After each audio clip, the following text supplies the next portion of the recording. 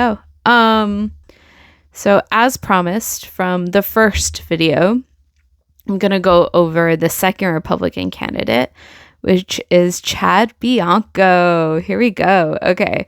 So I'm going to share a little bit something personally. I, for one, really like Chad Bianco because he's an outlier. I've seen a couple of his debates and how he directs. He's very direct with a lot of his answers, and just he doesn't politic. Because he's not a politician, which I for one respect, and I feel like we need we need more of that. I'm sick of politicking. Just say an answer, yes or no.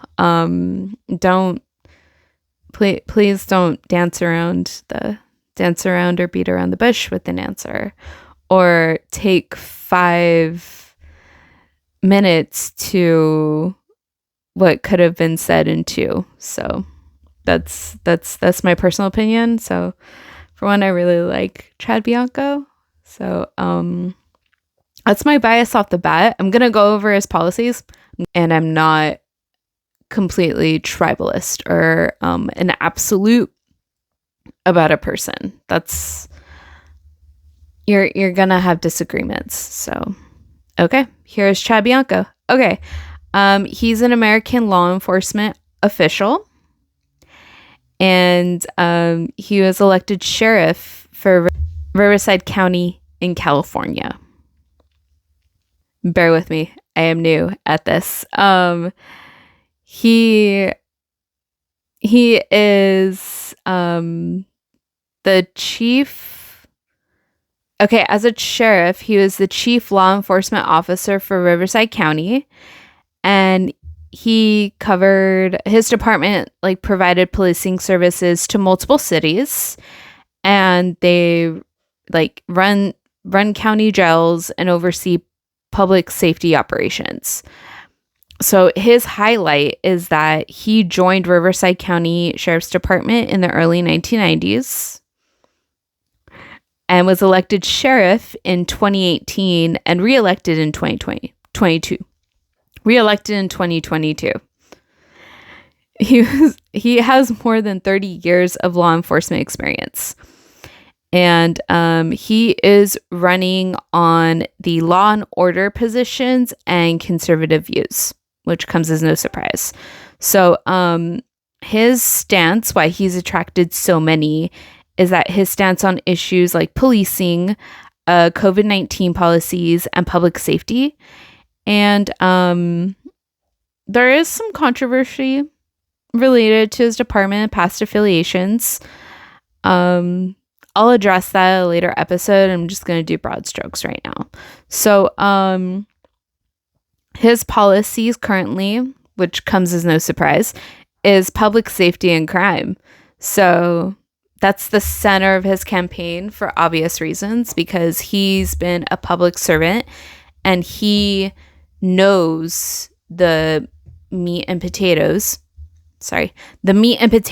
if you will, when it comes to law enforcement. So he wants to expand support and funding for law enforcement, and it wants tougher penalties for repeat offenders and organized retail theft, which kind of, it makes sense, because when you go to your local CVS or you go to your local Walgreens or any given Target, any big retail store, you notice that there are a lot of items that are under lock and key, like deodorant, or I want to say mouthwash, like just like items you wouldn't think would be under lock and key are under lock and key right now. So it's just very weird. He wants to roll back all the soft on crime policies, which I agree with. He wants to increase prosecution and incarceration for serious / repeat crimes. And he wants to expand school resource officers on campuses, which is understandable given the like, do I have to say it? Just crimes on schools and school shootings. And he wants stronger anti-fentanyl enforcement, which is no surprise given the fentanyl given fentanyl exposure and the amount of overdoses, and the fact that Narcan has become so available for use that it's kind of almost become common knowledge on how to use Narcan. Like, it's a casual thing to use Narcan on a person. Homelessness is his next issue, which is not a surprise. He frames homelessness primarily as an addiction and mental health issue rather than a housing shortage, which I agree with. You don't have to look far in the homelessness situation to see that there are, unfortunately, a lot of people dealing with mental health issues, as well as addictions on the streets. You can tell by using your eyes as to whether a person is on a substance or whether they're currently dealing with a mental health situation. So it's become more obvious that it's more of a mental health and addiction issue rather than a housing shortage. Drug addiction and untreated mental illnesses seem to be the main cause of homelessness. So I already covered that. California should focus more on treatment and institutional care and enforcement.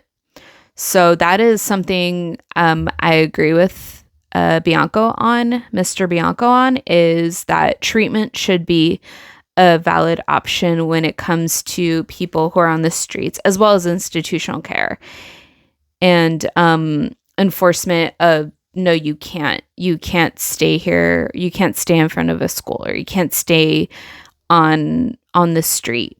Encampment should be removed, which I completely agree with. Encampments should not be encouraged, especially under freeways, given the amount of wildfires that have occurred, and they've been linked to encampments. The state has become too permissive toward public drug use and street camping, which I 100% agree with. And going back to my previous statement on Narcan being so obvious in use of Narcan, because public drug use has been so evident on our streets that you just basically, you see someone get an overdose, you pull Narcan, and they're open to do it again. Their chances are they're going to get high again. And street camping also makes that possible. It shouldn't be legal for people to sleep on the street.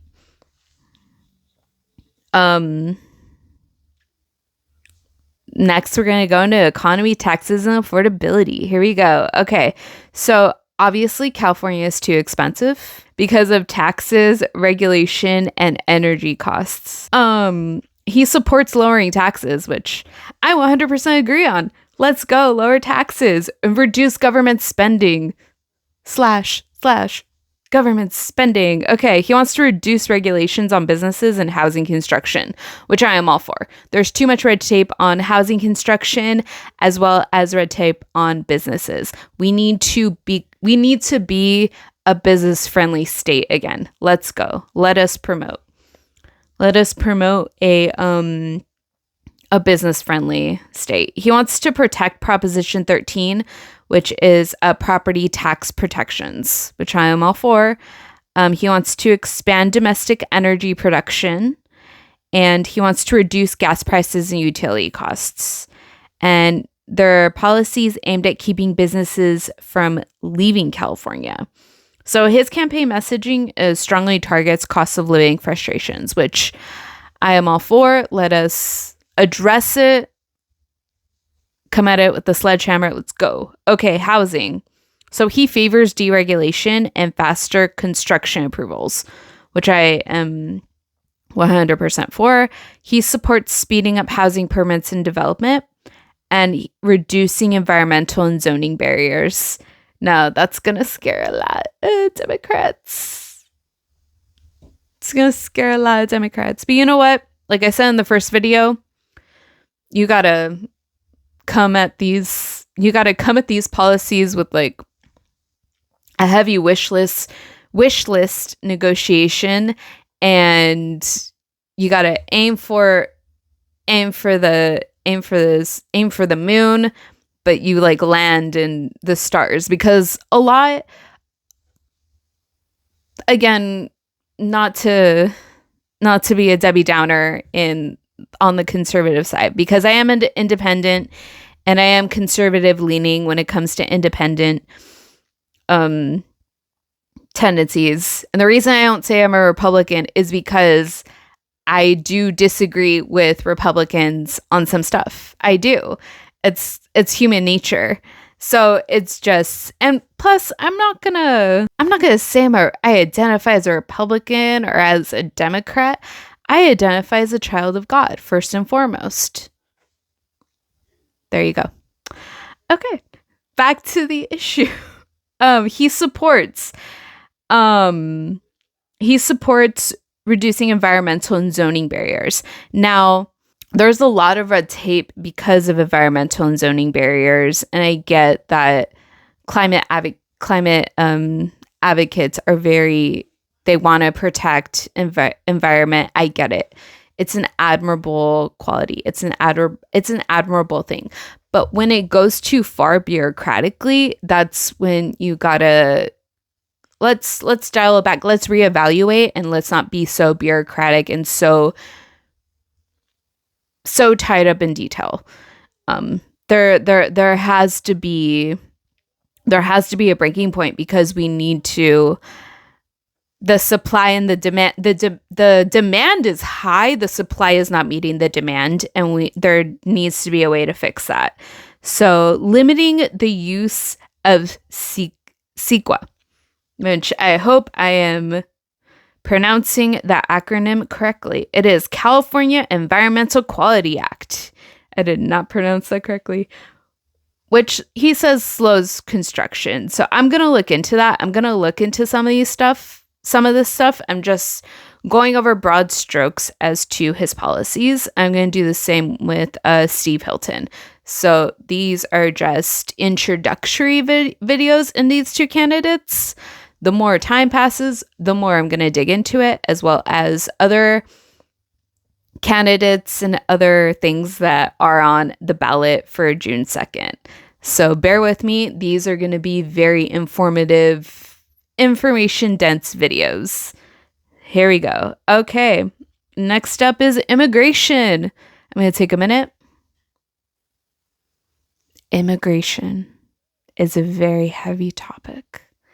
Now, he's strongly critical of California being sanctuary state and the sanctuary state policies.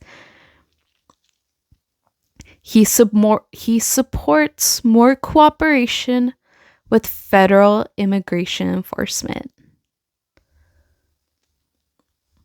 Okay.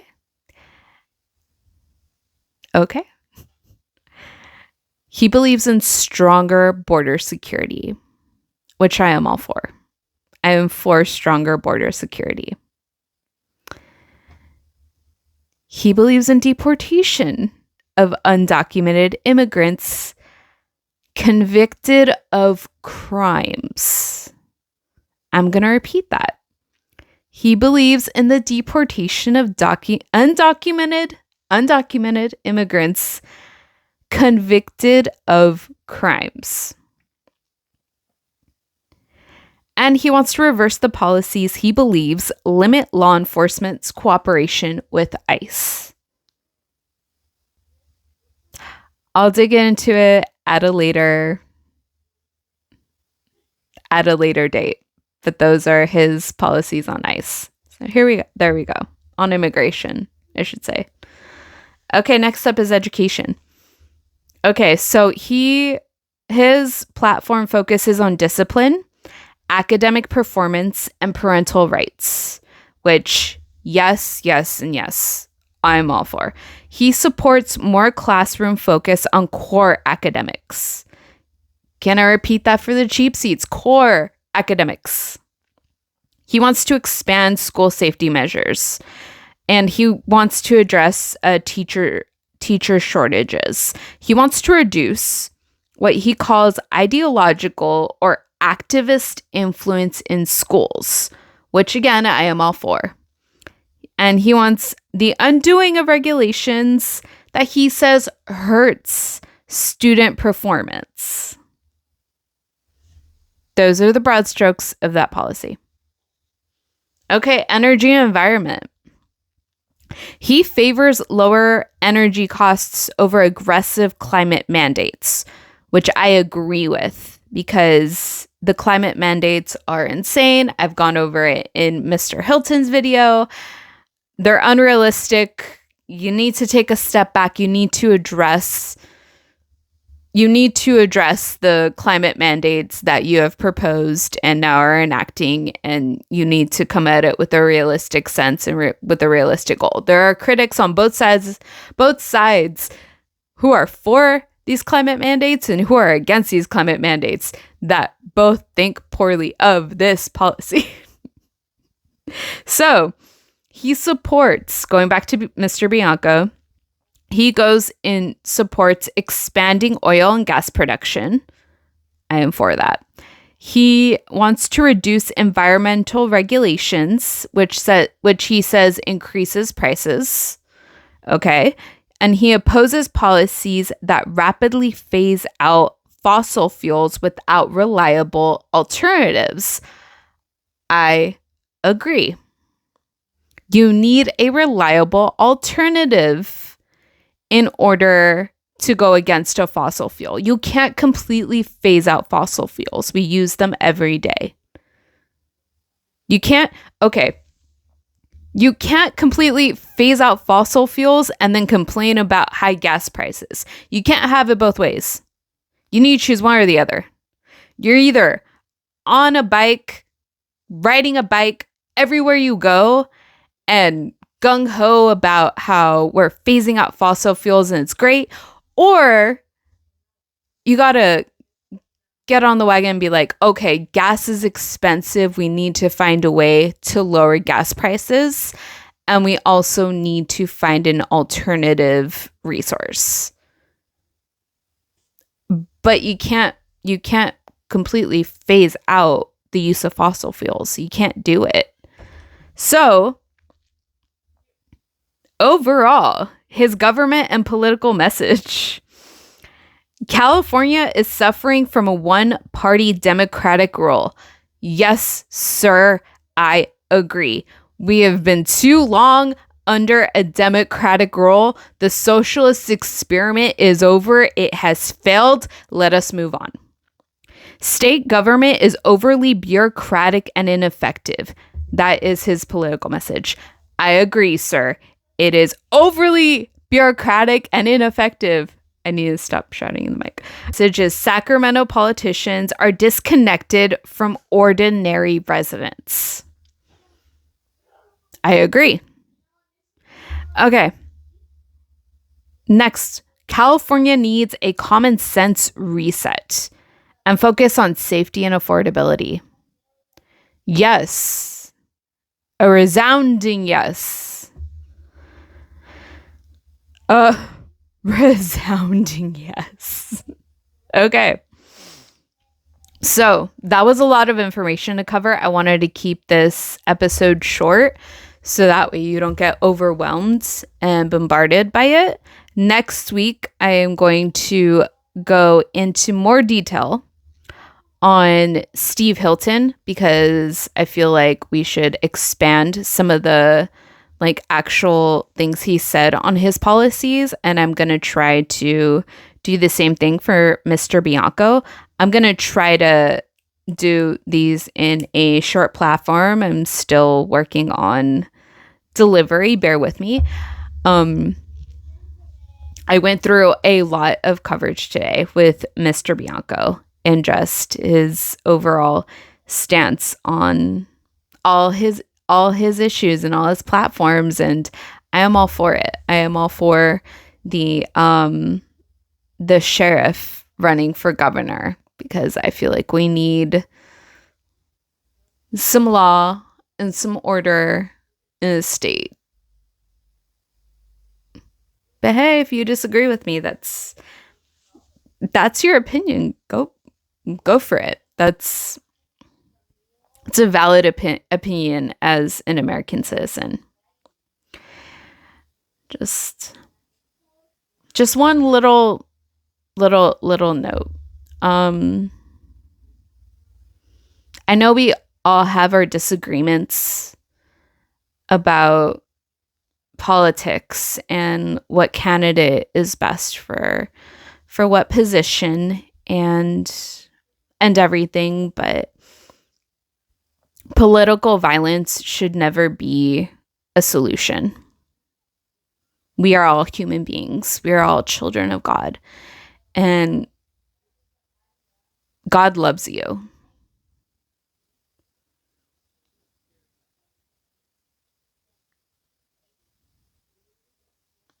And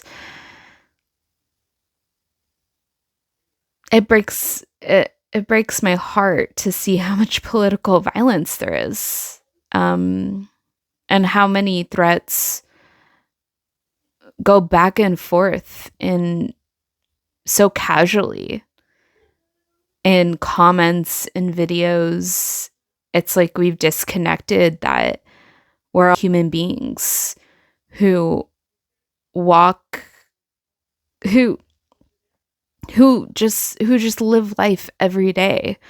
We have our own experiences. We have our own feelings. And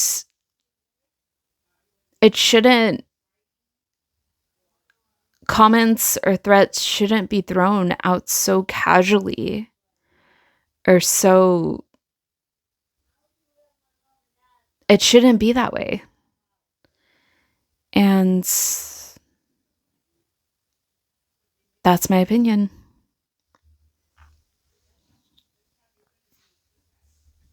Anyway, my name is Vanessa, and I will see you in the next video.